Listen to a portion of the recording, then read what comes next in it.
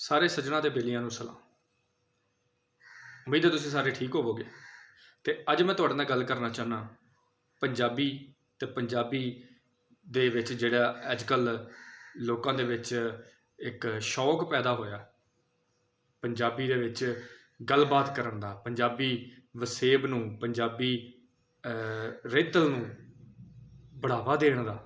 ਉਹਦੇ ਤੇ ਮੈਂ ਸੋਸ਼ਲ ਮੀਡੀਆ ਬਹੁਤਾ ਇਸਤੇਮਾਲ ਕਰਨਾ ਸ਼ੁਰੂ ਕੀਤਾ ਸਨ 2016 ਦੇ ਵਿੱਚ।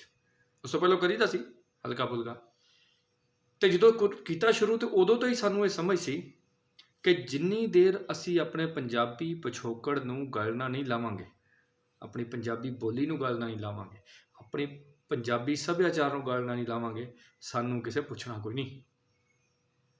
एक दो चार सिर फिरे होंगे सन सोशल मीडिया के उत्ते, कोई फेसबुक ते, कोई इंस्टाग्राम ते, कोई ट्विटर ते, गल्लां कर करके गालां भी खादियां, तारीफ भी मिली थोड़ी बहुत, लेकिन असी अपने मौकफ ते लगे रहे। फिर टिकटॉक ते बहुत सारे लोग आने शुरू हो गए। तो टिकटॉक एक ऐसा मीडियम सी जिन्हें बहुत तेज़ी नाल लोगों के विच पजीराई हासिल की, लोगों को पसंद आया। तो उहदे ते सानू ऐसे लोकी मिल गए जिन्हां ने पंजाबी बोली ते पंजाबी सभ्याचार नूं अपनी वीडियो के जरिए, अपनी वीडियो के राही जिहड़ा लोकां तक पहुँचाया। तो उन्हां दी वजह नाल अज दा नौजवान पंजाबी तो शर्माउंदा नहीं गा।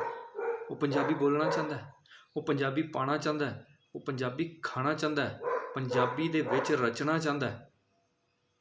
बेहतर है कि असीं इस मौके नूं ना गवाईए।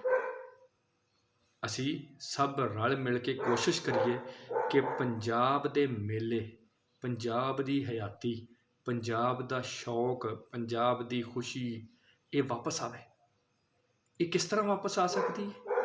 जदों असी अपनी अगली पीढ़ी नूं पंजाबी दे विच डबो के कढ़ांगे। ये नहीं कि उन्होंने हल्का जिहा तारफ कराया, हाँ जी तुहाडे दादा जी पंजाबी सन, तुहाडे नाना जी पंजाबी। शुरू चो बहुत ਜਿਹੜੇ ਔਖੇ ਔਖੇ ਲਫ਼ਜ਼ ਨਹੀਂ ਬੋਲਦੇ ਨਾ ਬੋਲਣ, ਲੇਕਿਨ ਉਹਨਾਂ ਦੇ ਕੰਨਾਂ ਨੂੰ ਪੰਜਾਬੀ ਦੀ ਆਦਤ ਇਸ ਤਰ੍ਹਾਂ ਹੋਣੀ ਚਾਹੀਦੀ ਹੈ। ਪੰਜਾਬੀ ਸਾਡੀ ਮਾਂ ਬੋਲੀ ਹੈ, ਬਾਕੀ ਬੋਲੀਆਂ ਅਸੀਂ ਸਿੱਖਦੇ ਹਾਂ, ਪਰ ਪੰਜਾਬੀ ਸਾਡੀ। ਜਦ ਤੱਕ ਅਸੀਂ ਇਹ ਨਹੀਂ ਕਰਾਂਗੇ ਉਨੀ ਦੇਰ ਸਾਡਾ ਕੰਮ ਨਹੀਂ ਚੱਲਣਾ। ਤੇ ਮੈਂ ਤੁਹਾਨੂੰ ਸਾਰਿਆਂ ਨੂੰ ਇਹ ਕਹਾਂਗਾ ਕਿ ਪੰਜਾਬੀ ਕੌਮ ਪ੍ਰਸਤੀ ਦਾ ਮਤਲਬ ਮਨਫੀ ਨਹੀਂ ਹੈਗਾ। ਅਸੀਂ ਕਿਸੇ ਨੂੰ ਘਟਾਉਣਾ ਨਹੀਂ ਚਾਹੁੰਦੇ, ਅਸੀਂ ਆਪਣੇ ਆਪ ਨੂੰ ਘਟਾਉਣਾ ਨਹੀਂ ਚਾਹੁੰਦੇ। ਦੂਜੇ ਜਿੱਥੇ ਮਰਜ਼ੀ ਰਹਿਣ, ਉਹਨਾਂ ਦੀ ਬੱਲੇ ਬੱਲੇ ਹੋਵੇ, ਬੜੀ ਗੱਲ ਹੈ, ਉਹ ਖੁਸ਼ ਰਹਿਣ, ਸਾਨੂੰ ਉਹਨਾਂ ਦੀ ਖੁਸ਼ੀ 'ਚ ਖੁਸ਼ੀ ਹੈ। ਪਰ ਉਹ ਸਾਨੂੰ ਇਹ ਨਾ ਕਹਿਣ ਵੀ ਤੁਸੀਂ ਆਪਣੀ ਪੰਜਾਬੀ ਨੂੰ ਛੱਡ ਕੇ ਤੇ ਫਿਰ ਸਾਡੇ ਨਾਲ ਮਿਲੋ। ਤੁਹਾਡੀਆਂ ਬੋਲੀਆਂ ਜ਼ਿੰਦਾ ਰਹਿਣ, ਆਬਾਦ ਰਹਿਣ, ਸਾਨੂੰ ਬੜੀ ਖੁਸ਼ੀ। ਸਾਡੀ ਬੋਲੀ ਕਿਉਂ ਘਟੇ? ਸਾਡੀ ਰਹਿਤਲ ਕਿਉਂ ਘਟੇ?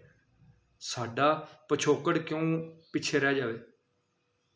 ਮੈਂ ਅਜੇ ਵੀ ਲੋਕਾਂ ਨੂੰ ਮਿਲ ਰਿਹਾ ਜਿਹੜੇ ਪੰਜਾਬੀ ਖਾਨਦਾਨਾਂ ਨਾਲ ਤਾਲੁਕ ਰੱਖਦੇ ਨੇ, ਆਪਣੇ ਬੱਚਿਆਂ ਨੂੰ ਪੰਜਾਬੀ ਨਹੀਂ ਬੋਲਣ ਦਿੰਦੇ ਕਿਉਂਕਿ ਉਹ ਪੰਜਾਬੀ ਬੋਲਣ 'ਚ ਘਾਟ ਹੈ।